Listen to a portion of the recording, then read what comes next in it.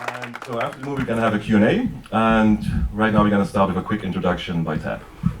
Yes, very quick, because we got a schedule to keep, but I just wanted to thank, first of all, the Austrian Directors Association and Alexander for inviting me over to not only do the workshop this weekend, but to share this movie with you.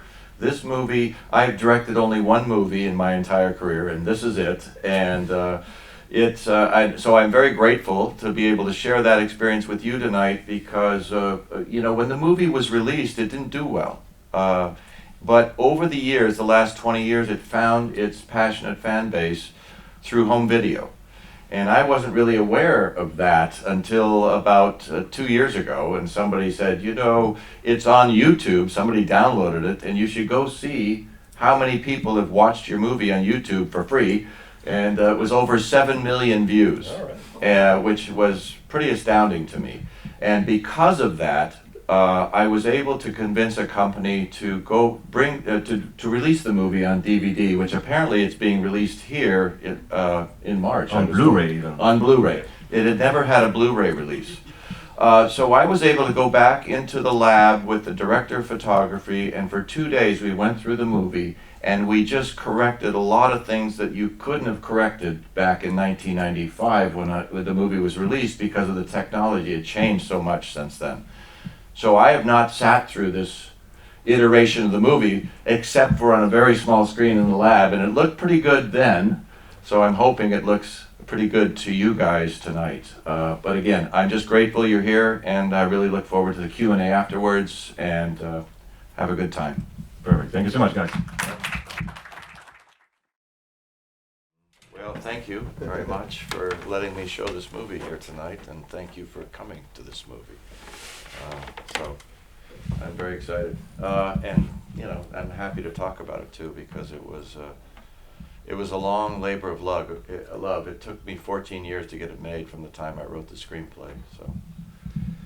All right, yeah, let's start with the start, so to speak. What's the story behind this story? How did this story come to you? Why this story? Well, I had written this script very early in my career, and I had just the idea.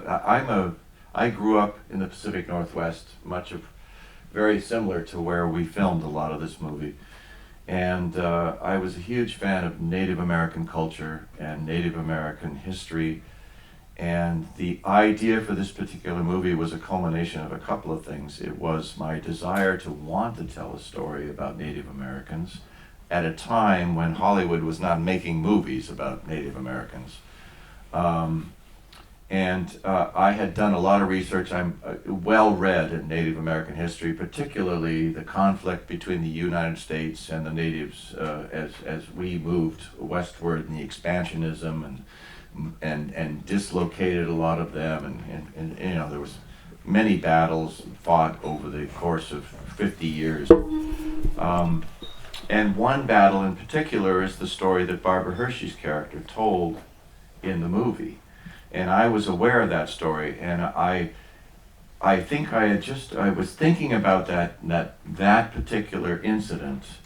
And so, movies are a lot of sort of like, what if aliens land? What if, So in terms of my what if, it was knowing that particular incident and saying to myself, what if some members of that Cheyenne tribe actually survived that massacre and moved into, and fled northward into wilderness area that nobody could track them down. And that was the genesis, the real seed of the idea for what became this movie. Yeah. So, and then I formed it into, I knew that I couldn't tell that story from a Native American point of view completely. In order to make it commercial in Hollywood, or at least it had to have Hollywood actors that were, and so that's when I started to think about, Tom Berenger's character, and what if he meets the original script. Actually, it wasn't Barbara Hershey or a female anthropologist, it was an old male old professor. So the original script was Tom Berenger's character and a father figure that he lacked, an old man that he took into the wilderness. So, and of course, the very first thing that when a producer came and got involved and loved the script, but he said the first thing, can we just change him to a woman? I thought, well, okay, we can. Give me a gun and a woman, right? Yeah, I can make that work. And so, but then I thought, for a while, I kept the age of the woman in the script as older than Tom's character, so that it was a sort of a begrudging respect by the end of the movie, and it was like the idea, boy, if you were 20 years younger, or boy, if you were 20 years older, they would get together, but they didn't.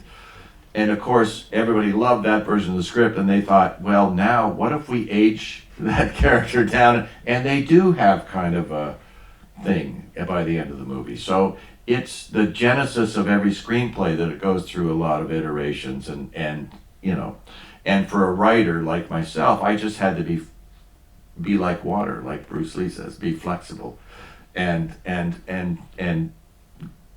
be able to collaborate in a way that didn't ruin the story completely. And so there was this is the script finally that got made, but there was pressure to say, let's make it a romance and let's make it this and all. And that's where I put my foot down, because I had that experience a little bit on Gorillas in the Mist, which was something I had already written, and I felt like in the middle of Gorillas in the Mist, there's this relationship that Sigourney Weaver has with the photographer, and I felt like that took a little bit away from what the story was truly about, which was her desire to save these gorillas, whatever, right or wrong. And so I took a stand on this movie. I did not want the romance to be the central part of the film. So and so luckily they agreed eventually. Which embraced that against the producers as a writer. Yeah. So this is a movie that ends with a kiss, which is not something you can really pull off these days. It's a bit old-fashioned in that way. I wanted them to have a respect for one another that was, ultimately it was affection, and but there was going to be a separation, and I just didn't want that to be the focal point of the movie ultimately at the end. So there you go. Some of the intended older characters still survive, but it's because he's looking for the old fart at the beginning, right? So it's still yes, exactly. So tell us a little bit about the location, because at the end of the ending credits we saw you shot in Canada and Mexico. Very interesting, because, and I don't know if anybody could tell watching the movie which parts were shot in Mexico and which parts were shot in Canada, but the way the financing of this movie came together through the efforts of the producer, he called me, and I'll never forget it. He said, "Tab, you get to make your movie." And I was like, "Oh my God, that's amazing. That's awesome." And he said, "That's the good news. The bad news is you can't shoot a frame of it in the United States because of the way the financing coming together. It's very independent." And I'm like, but it's a movie set in Montana. Like what? So, and I thought, well, I guess, I can make it work in Canada. I'd been to Canada. I know there's mountains. I said, well, in my mind, I'm thinking, I can make it work in Canada. And then he said, "No, by the way, your start date is February 1st. Now, if anybody knows the mountains in Canada on February 1st, they're under snow, like about 10 feet of snow. So suddenly I was like, oh my God, what am I going to do here? I've got this sort of Western fantasy I've conceived set in Montana. I had a vision for it, and now they're telling me I can't shoot it anywhere near where it would work or the time of year it would work. So there was a little bit of divine intervention ultimately, because, and not necessarily a good way, but I ended up scouting locations outside of Vancouver, Canada. Now that is not Montana, and it's not the same kind of mountain, so it was going to be a very different look for the film, and I was so not happy about it.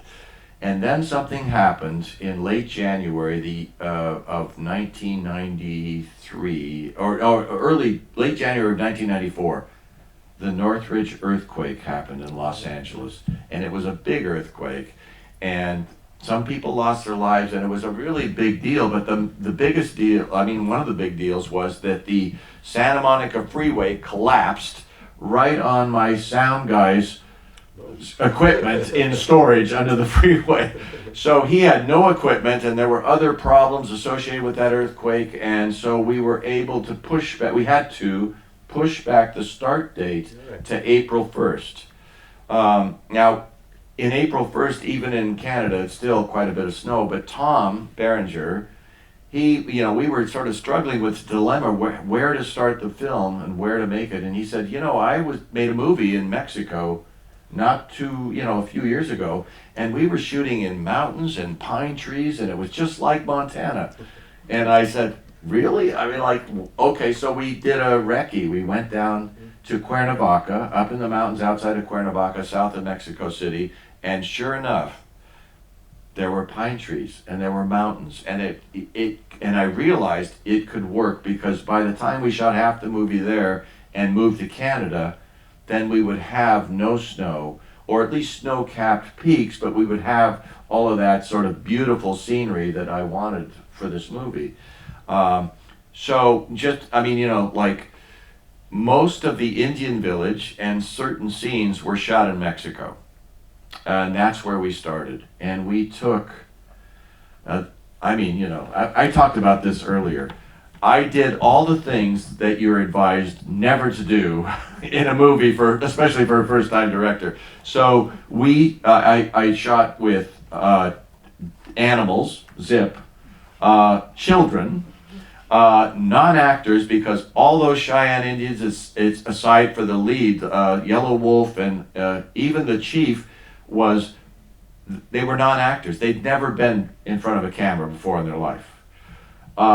And we shot on location, and we had very few cover sets, and we were promised when we went to Mexico, come down, it's beautiful, the weather's going to be great. It rained every day. So these are the things, as a director, as you launch into a project, and I had a schedule, and I had worked meticulously on it for months, and within 5 days, it was out the window, because I was already behind, and had already shot half scenes, and oh my God.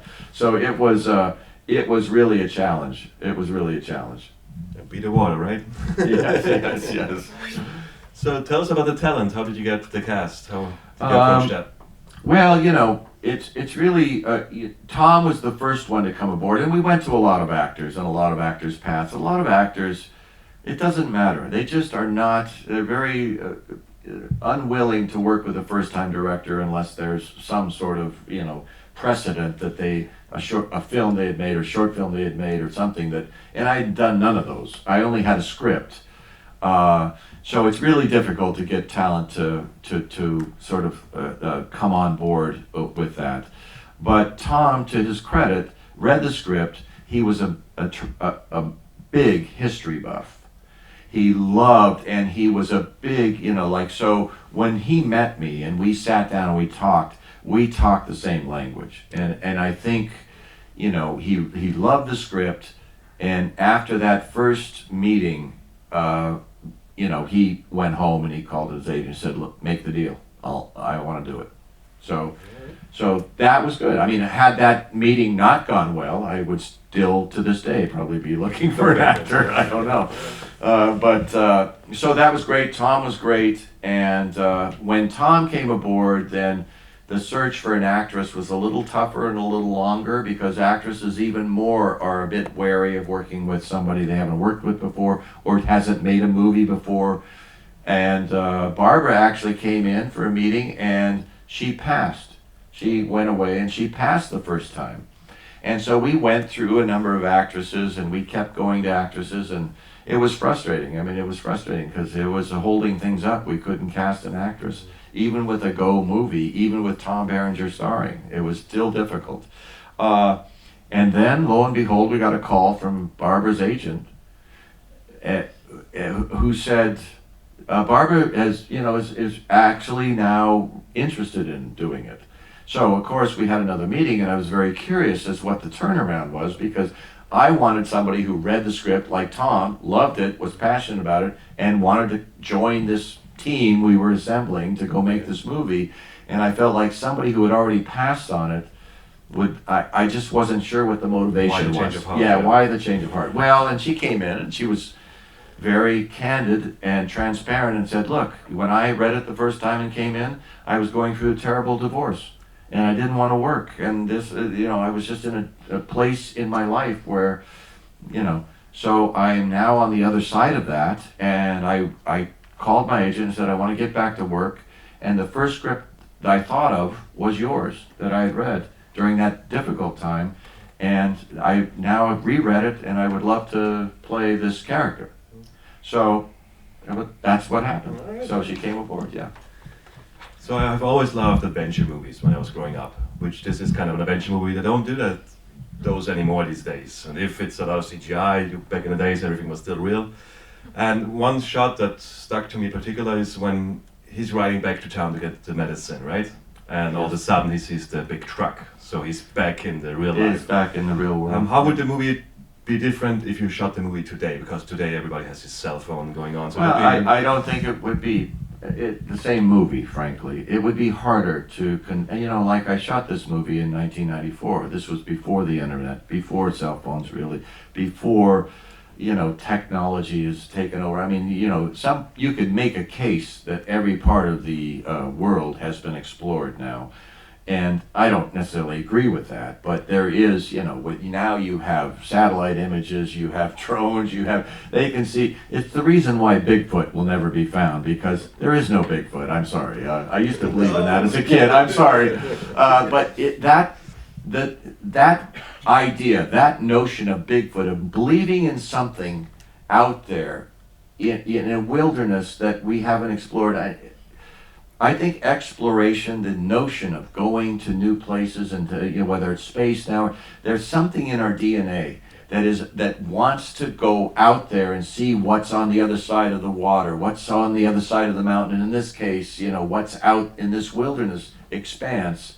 So that's that's always been something I've been enamored with, and I backpacked a lot as a kid with my father into the wilderness, and you just stand there and you look out over hundreds of square miles of mountains and wilderness, and there's no roads, there's no towns. I mean, I put that line in the movie, and you just start to wonder, what is out there. So that is also the genesis of what this movie's about too. And we even have a little Austrian connection in the movie, because he's stealing the Pez dispenser from the candy dispenser. And Pez is actually an Austrian company, so we have a little bit of Austrian. A little bit, yeah. But I also, prior to directing this movie, the producer was producing a movie called Stargate, which some of you may have seen over the years. And I went down to the location, Yuma, Arizona, and they were shooting these big desert, scenes with the sand dunes and the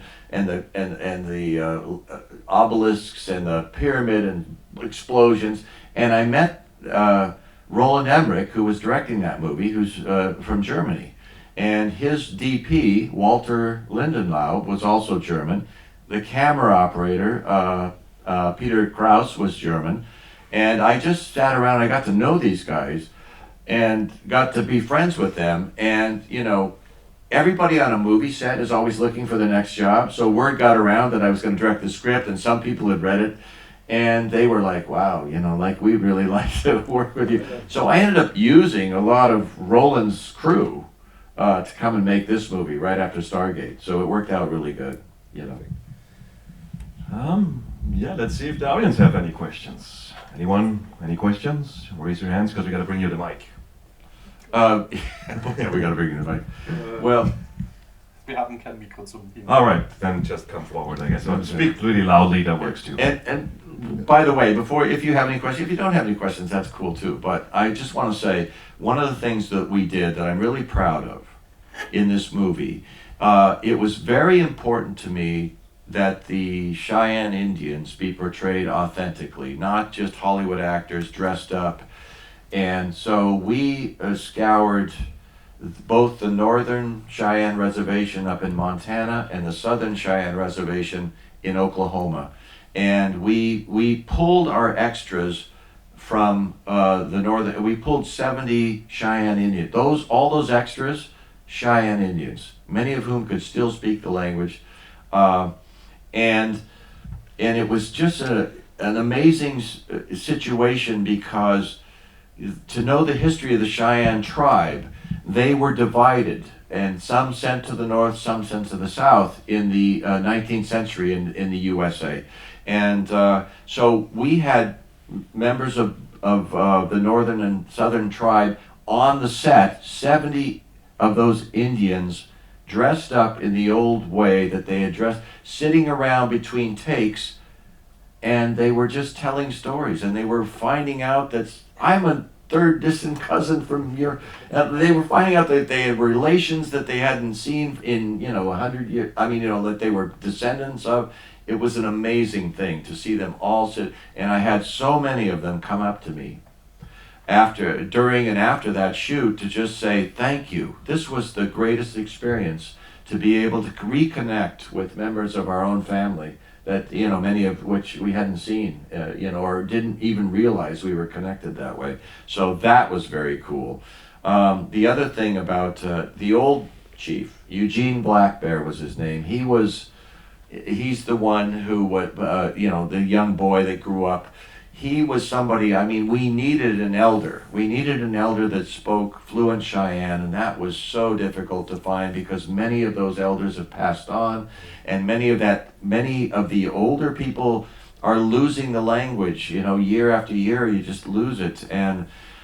But I remember getting a call from my casting director, and she was like, I'm in Oklahoma, out in the middle of nowhere, and I just got a lead that there's this old guy living in a cabin out in the middle of nowhere, and I'm going to go see him. And I said, okay, go. And that old guy turned out to be Eugene Black Bear. He lived in a cabin without running water and electricity, and he'd never been before a camera in his life. And we convinced him to come, and of course I got pictures and footage of him, and I said he's perfect. We convinced him to come and be in the movie. And what was really interesting about that is that he had never been off the reservation in his life. So he's going through the airport on the way to Mexico, where we were going to begin shooting in like a week, and he packed a pistol in his carry-on because he just didn't know better. And so I get this call, I go, we got a problem with Eugene. I said, what's going on? He said, yeah, he's being held at customs because he had a pistol in his carry-on bag. I'm like, oh my God. But, he was such a sweet guy, and they ironed it all out, and he finally came down to the set. And despite the fact he'd never been off the reservation, and he was the funniest, sweetest, warm-hearted guy. And he was always coming up to me, and he would say, Tab. And I said, Eugene, what's up? He goes, when is my love scene with Barbara? and he just, I'm like, Eugene, I'm sorry, you don't have a love scene with Barbara. And you're like, oh. But there was a shot in the movie, and I don't know if you remember it, but there was a shot down by the river where Eugene and Barbara, he's putting a necklace on around her neck, right?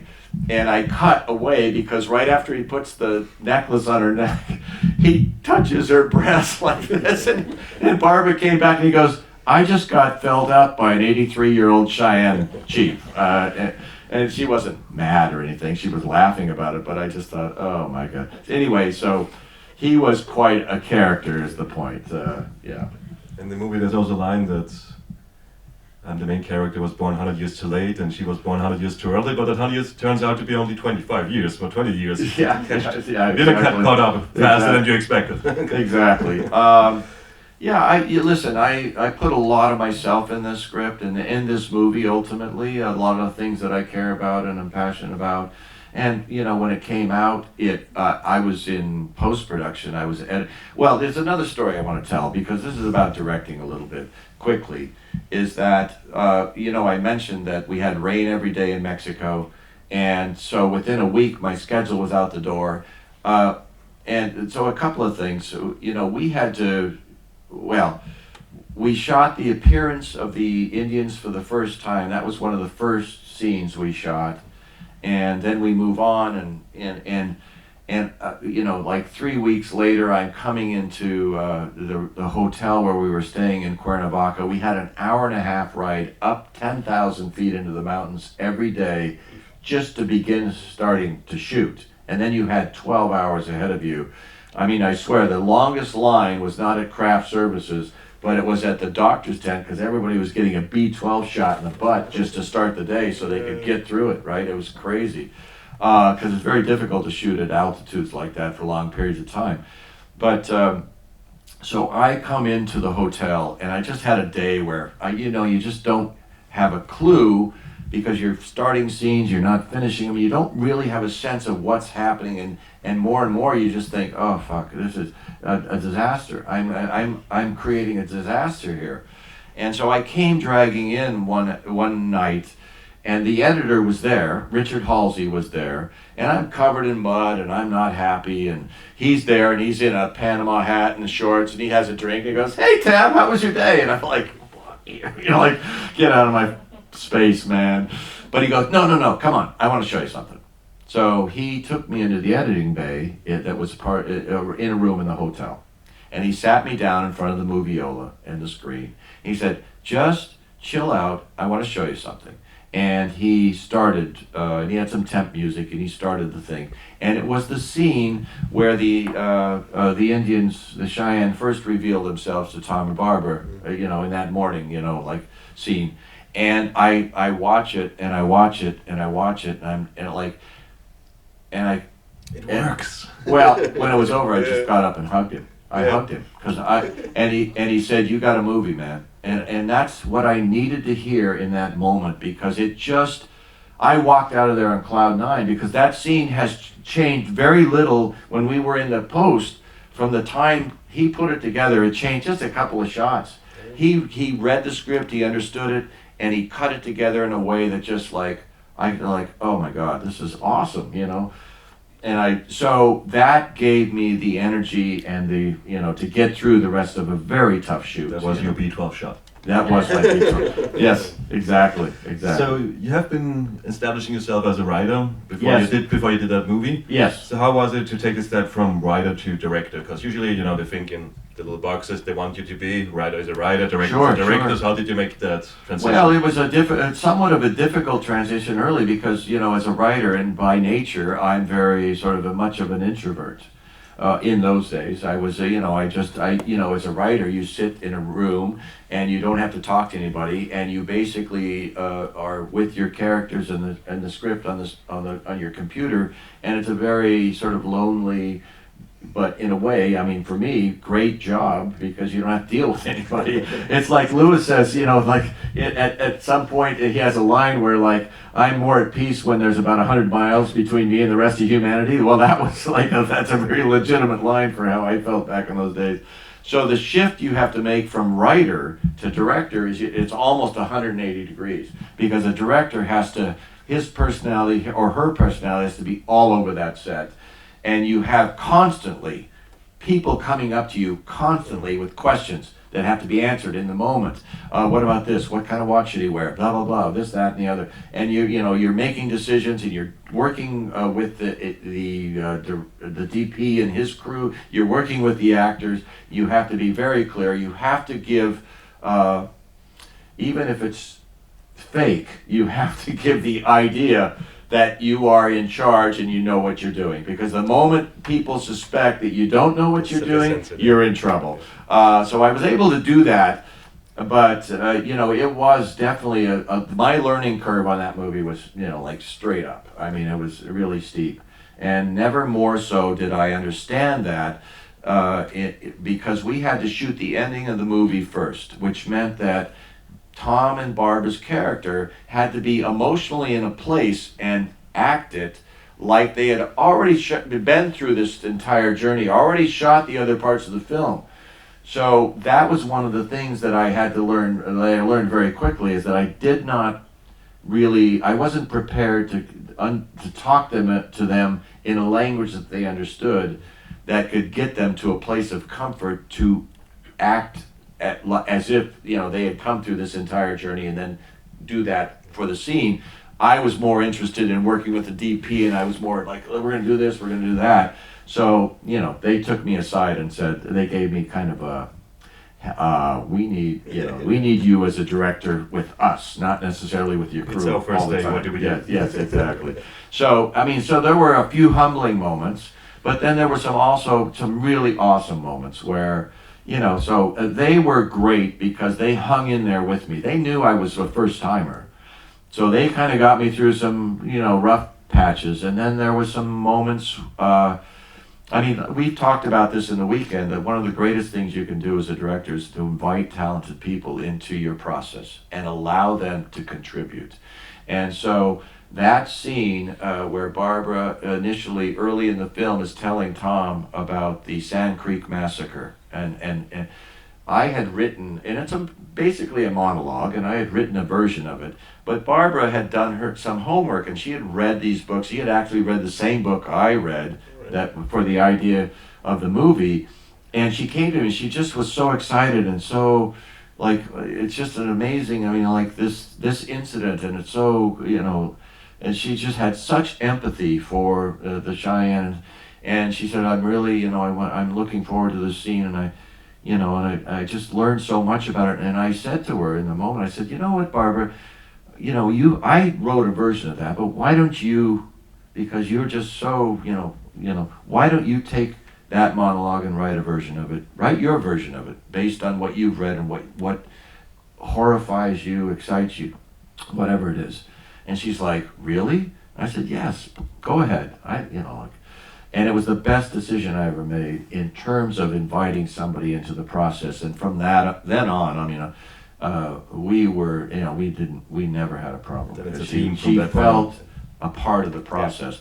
Of course, she came back with a monologue that was 3 pages long because she's an actress. But I had, I said to her, I said, okay, you can write this, but I have the right to edit it, which I did, and I edited it down. So what you saw was really Barbara's interpretation of those events in her own words, and that was that's just something that I look at now and I go, I'm so glad that in that moment I allowed her to do that, rather than say no, you read what I wrote, kind of moment. So part of being a good director is being able to invite people into your process and allowing them to contribute creatively.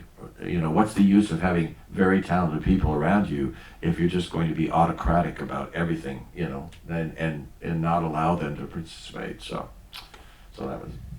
All right, because it's always interesting for filmmakers.